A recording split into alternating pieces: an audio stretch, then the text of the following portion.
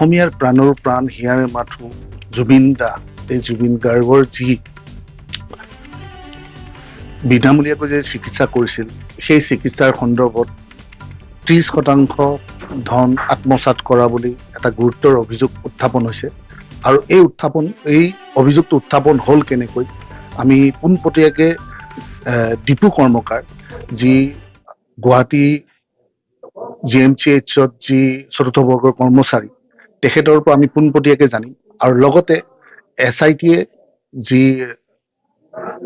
সিদ্ধাৰ্থ শৰ্মা, জুবিন গাৰ্গৰ যি মেনেজাৰ সিদ্ধাৰ্থ শৰ্মাৰ ঘৰৰ পৰা এখন ডায়েৰী উদ্ধাৰ কৰিছিল।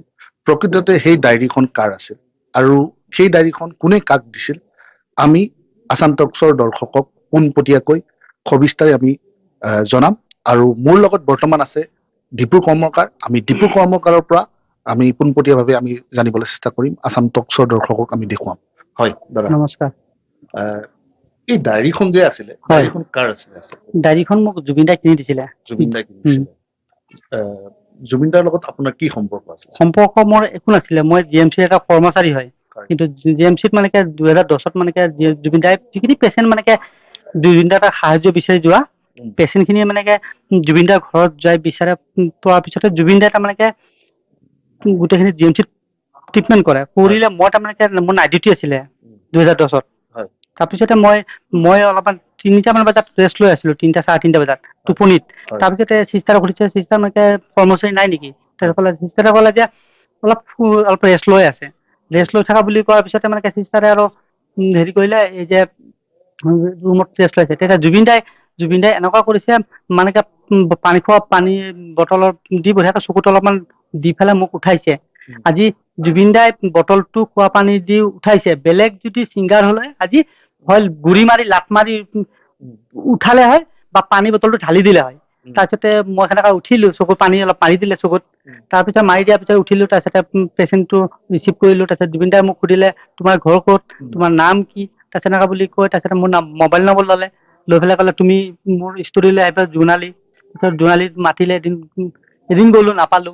নেক্সট দিনা আকৌ তাৰমানে জোনালীত মানে যাই লগ পালো। তাক মোক বেছি সময় কথাখিনি পাতা নাই।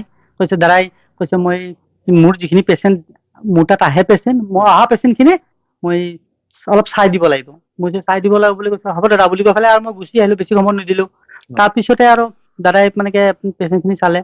তাৰপিছত মই এনেকুৱা কৰি পেচেণ্ট অহাৰ পিছত মানে দাদাই মোক এটা ডায়েৰী কিনিবৰ কাৰণে পইচা দিলে। ডায়েৰী খিনি কিনি আনিলো। আনি পেলাই ডায়েৰীখনত ক'লে, এইকেইটা পেচেণ্ট বিলাক এন্ট্ৰি কৰিবি, কিমান পেচেণ্ট আহে। তাৰপিছত এনেকুৱা দাদা তাত পেচেণ্ট যায়, যোৱাৰ পিছত পেচেণ্টক পাৰ্টিক মানে এটা হেৰি দিয়ে, এখন টুকুৰা কাগজত নাম আৰু মোবাইল নম্বৰ দিয়ে। মোবাইল নম্বৰ দি তাৰপিছতে পঠাই দিয়ে যে মানে তেওঁক লগ ধৰিবা, তেওঁ ফোন কৰি ৰিচিভ কৰিব। তাৰপিছতে মই আৰু জুবিন দাৰ কাৰণে মই গুৱাহাটীত মই ৰুম ললো, ভাড়া ৰুম। তাৰপিছত পেচেণ্ট যেতিয়া তেতিয়া জুবিন দাই পঠায়। তাৰপিছত ভাড়া ৰুম লৈ তাৰপিছতে মই জুবিন দাৰ কাৰণে মই এতিয়া পেচেণ্ট খিনি যি মুহূৰ্তত পঠাই, সেই চব ৰিচিভ নকৰিলেও বেয়া কথা, সন্মানৰ কথা আছে। তাৰপিছতে মই ৰুমত ৰুম লৈ তাৰপিছতে পেচেণ্ট খিনি মই ৰিচিভ কৰি তেতিয়াৰ পৰা মই 2010ৰ পৰা মই চাওঁতে আজি মই প্ৰায় 288টা পেচেণ্ট চালো। 288টা পেচেণ্টৰ ভিতৰত যিকেইটা পেচেণ্ট ছুটি হৈ যাওঁ অৱস্থাত মানে অহাকালি ছুটি দিব। আজি তাৰমানে বিলখন তেওঁ বনাই নি পেলাই দাদা তাত যায়। দাদা তাত গ'লে 30% কাটি দিয়ে। কোনে কাটে এই বস্তুটো মই এতিয়াহে গম পাইছো, সিদ্ধাৰ্থ বুলি। আগতে সিদ্ধাৰ্থ বুলি গম পোৱা নাছিলো। চিনি পোৱা নাছিল। সিদ্ধাৰ্থ মই 4 বছৰহে সিদ্ধাৰ্থ পাইছো। তাৰপিছতে আৰু সিদ্ধাৰ্থ মানে 30% কাটি দিয়ে। মোক পেচেণ্ট পাতি আহি কয়, দাদা মানে এতিয়া বিলটো 10,000 হৈ গ'ল, আমি এতিয়া ফাৰ্মাচীত 7,000 দিব পাৰিম, 3,000 দিব পাৰিম, বাকী ৰৈ গ'ল, তাতে 3,000 কাটি দিলে 30%। তাৰপিছতে মই আৰু একো কোৱা নাই। মই খালি পেচেণ্ট পঠালে মই এন্ট্ৰি কৰো। এন্ট্ৰি কৰি লগত মানে মই পেচেণ্ট খিনি এন্ট্ৰি কৰি পেচেণ্ট খিনি ভৰ্তি কৰাই থৈ দিওঁ। তাৰপিছত টোটেলি মই 288 পেচেণ্ট চালো। তাৰপিছত প্ৰত্যেকটো পেচেণ্টৰে 10ৰ পৰা 15,000 টকা এমাউণ্ট হয়। তাৰপিছতে আৰু মই এনেকুৱা হোৱাৰ পিছতে এদিন আৰু কি কৰিলে, জুবিন দাই আহি এনেকে জুবিন দাই কয়, ঠিকে কাম চলি আছে? মই চলি আছে। তাৰপিছতে আৰু মোক কয় যে, যিখিনি হয় তুমি ভালকে চলাই যাবি, এনেকুৱা বুলি ক'লে। মই সেই হিচাপতে চলাই গৈছো। আজি জুবিন দাৰ পেচেণ্ট মই 2010ৰ পৰা চাইছো। তাৰপিছত জুবিন দাৰ লগত এনেকুৱা সপ্তাহত 2 দিন 3 দিনকে আহে GMCত। প্ৰগ্ৰেম কৰি আহি জিএমচিত যিমান পেচেণ্ট আছে খবৰ লৈ যায়। তাৰপিছত জুবিনদাৰ লগত মোৰ এনেকুৱা মনে প্ৰাণে সোমালে। তাৰপিছত সোমোৱাৰ পিছত মই তাৰমানে মোৰ নিজৰ চেলাৰীৰ পইচাৰ পৰা মই সেই পেচেণ্টৰ দাদা ট্ৰিটমেণ্ট কৰে, মই চোৱা পেচেণ্ট কেইটা মানে কাৰোবাৰ 4-5টা মানুহ ভাত খাব, মই মোৰ পকেটত ভাত খুৱাওঁ। মই ক্ষেত্ৰত কিছুমান মানুহ দূৰৰ পৰা আহিলে লজত ৰাখি দিওঁ। তাৰপিছত এনেকুৱা কৰি আচলতে মই এটা কথা জানিব বিচাৰিছো, সেই ডায়েৰীখনটো আপোনাৰ তাত আছিল, হয়। আপোনাৰ পৰা সিদ্ধাৰ্থ শৰ্মাৰ ঘৰত কেনেকে গ'ল? মোৰ পৰা জিএমচিৰ পৰা আহি লৈ গৈছে সিদ্ধাৰ্থই। সিদ্ধাৰ্থ শৰ্মাই আপোনাৰ জিএমচিৰ পৰা আহি লৈ গৈছে। দাদাই বিচাৰিছে ফাইলটো দিবলৈ। মই কৈছো দাদাক মই ফাইলটো মই দাদাক হিচাপ দিব লাগিব, তাৰপিছতে মই হেৰি দিম ফাইলটো। কৈছে নহয় এই ক্ষেত্ৰত আপুনি জুবিন দাক জনোৱা নাছিল নেকি কথাটো? জুবিন দাক তাৰপিছত জুবিন দাক মই আহি পায়ে থাকো 2-3 দিনকে। মই আৰু বৰ্তমান এইখিনিক লৈ মই আগবাঢ়ি যোৱা নাই। মই কম সুবিধা পালে কম, মানে কোৱা হোৱা নাছিলে। তেনেকে বেছি দিন তাতে 2024 ডিচেম্বৰ মানত হেৰি হৈ গ'ল। তেতিয়া এনেকুৱা যেতিয়া এনেকুৱা হৈছে তেতিয়াৰ পৰা মই ফাইলটো নিয়াৰ পিছত মনটো ডেমেজ লাগিলে। যে ফাইলটো লৈ গ'ল, মই ইমান পেচেণ্ট আহিলে কি কৈছিলে সিদ্ধাৰ্থ শৰ্মাই কি কৈ নিছিলে? কৈছে হিচাপ কৰিব লাগিব, কিমান পেচেণ্ট হ'ল, কিমান পইচা সোমালে এনেকুৱা। পিছত এতিয়াহে গম পাইছো যে বোলে 30% কাটা কোনে কাটিলে সেইটো অসমবাসীয়ে জানিব। কোনে কৈছে এইষাৰ কথা? মই কৈছো আৰু এতিয়া অসমবাসীয়ে জানিব 30% কাটা কোনে কাটে, কোনে খায়, সেইটো অসমবাসীয়ে জানিব। আপুনি নামটো গম পোৱা নাছিল যে সিদ্ধাৰ্থ শৰ্মা বুলি গম পালে মই 4 বছৰ মানহে লগ পাইছো। এতিয়া আপোনাক বৰ্তমান আমি গম পাইছো যে আপোনাক SIT মাতিছিল।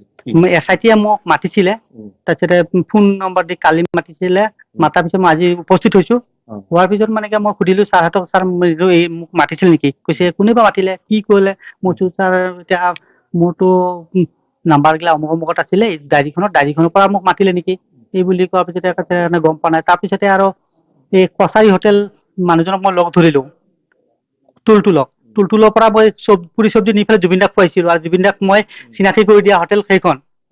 তাৰপিছতে আৰু সেনেকুৱা আনি SIT-য়ে পিছত SIT-য়ে তাৰমানে পিছত মোৰ সোধ-পোছ কৰিলে, সুধি পেলাই ক'লে যে বাকীখিনি মোৰ বহুত নথি পত্ৰ চেক কৰিলে, একো পোৱা নাই। আৰু বৰ্তমান কৈছে পইচা লেনদেন একো হোৱা নাই, গোটাই চেক কৰিছে। বাকী তথ্য এতিয়া কৈছে নতুন যিখিনি তথ্য আছে দি দিবা। আৰু কিছুমান পাৰ্চনেলি কথা কৈছে, সেইখিনি কালি পৰহি মই আপোনালোকক দি দিম। কেনেকুৱা ধৰণৰ কথা? সেনেকুৱা নহয়, যিখিনি পেচেণ্টৰ চোৱা চিন্তা দায়িত্ব সেনেকুৱা আছিলে। এতিয়া দূৰৰ পৰা পেচেণ্ট আহে, কি ডায়েৰীখনতে আছে। আৰু এতিয়া আপুনি কি বিচাৰে বৰ্তমান? এতিয়া মই নাম্বাৰ 1 জুবিনদাৰ ন্যায়টো বিচাৰো। আৰু যদি সত্যকে যদি পইচা 30% কাটিছিলে, সিদ্ধাৰ্থক মই শাস্তি বিচাৰো। যিহেতুকে এটা ৰাইজৰ বা এটা ছবি উত্থাপন কৰে। হয়, সেইখিনি কিন্তু ইমান দূৰৰ মই নাজানো। খালি মই পেচেণ্ট পঠাই মই পেচেণ্টে চাওঁ। আৰু জুবিনদাৰ লগত মই এনেকুৱা মনে প্ৰাণে ভাল পাইছিলো। মানুহজনক পুৱা ৰাতি লগ পাওঁ, কথা পাতিব নোৱাৰো বেছি সময়। প্ৰগ্ৰেম কৰি আহে, ভাগৰ লাগে।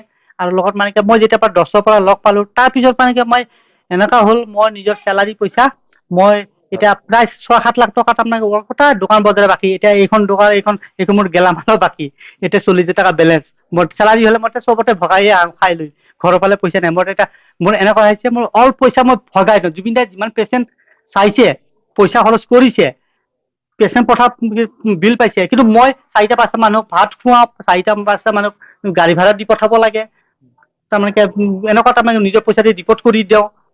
বস্তুটো পইচাৰ কথা নাই। জুবিনদাৰ নিচিনা মানুহজনক মই তেতিয়াৰ পৰা লগ পাইছো। আৰু পইচাৰ কিন্তু মাই বাপ নাই। কোনো মানুহ নিবিচাৰে যে পইচা কি বস্তু। এয়া হৈছে দীপু কৰ্মকাৰৰ ঘৰ কামৰূপ জিলাৰ মান্দাকাটাত।